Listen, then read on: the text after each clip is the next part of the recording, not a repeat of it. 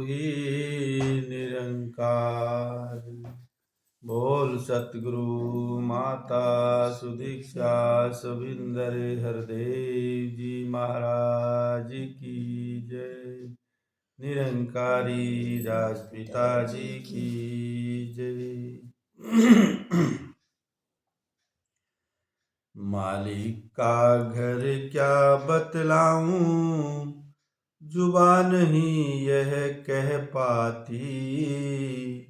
अरबों नाद करोड़ों बाजे, राग तेरे दर फरियादी। यहाँ भैरवी गिद्दा करती, नाच नाच गाए मलिहार। देवी देव रवाबीस के, धर्मराज ने छेड़े तार। 68 तीरथ किकली करते, परियों ने छेड़े सुरतान। गाए सिद्ध समाधि लगाए, गाए पंडित शेख सुजान। तू ही सच्चा साहिब मेरा, नाम तेरा सच्चाई है। जिस जन सतगुरु पूरा पाया, रमज उसी ने पाई है। जो कुछ है तू आप स्वामी, रचना खूब रचाई है। कहे अवतार दास में सबका, तेरी मान बढ़ाई है। एक तू ही निरंकार। मालिक का घर क्या बतलाऊं, जुबा नहीं है कह पाती। कहते हैं इस निरंकार के घर में क्या, वहाँ जाके इस आत्मा को खुशी मिलती है, आनंद मिलता है। जो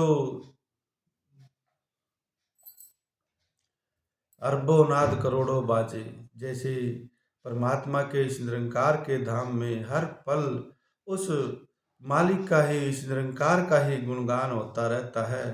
उस मालिक के घर की मैं ये जुबान नहीं बता सकती कि वहाँ की खुशी क्या है, कितना आनंद है, कितना प्रेम है।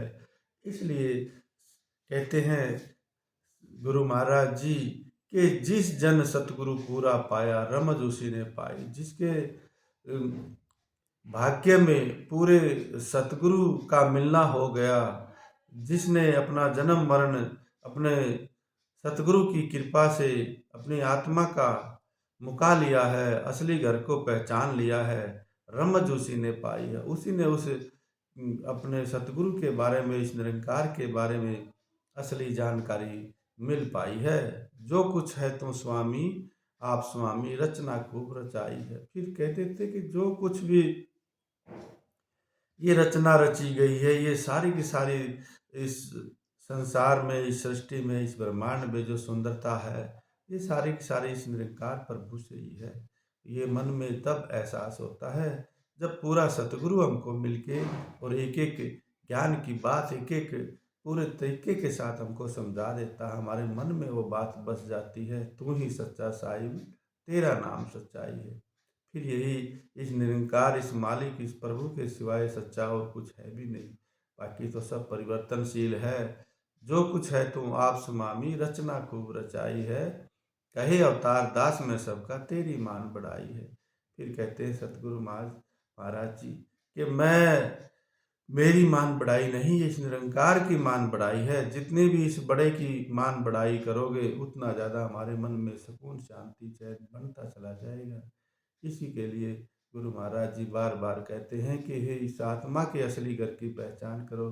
इस आत्मा के असली ठिकाने की इस शरीर में जीते जी रहते हुए ही पहचान होनी है। और ये पहचान होने के बाद फिर ये आत्मा उसी ठिकाने पे जाएगी।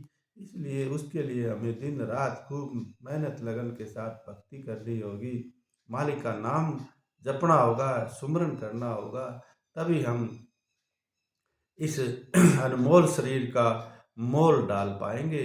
अन्यथा इस शरीर को पाके और यूं ही विषय विकारों में, इंद्रियों के सुखों में, इस मन के सुखों के पीछे यदि जीवन भर दौड़ लगाई, तो आखिरी में हमको पछताने के सिवा कुछ भी हाथ नहीं लगेगा।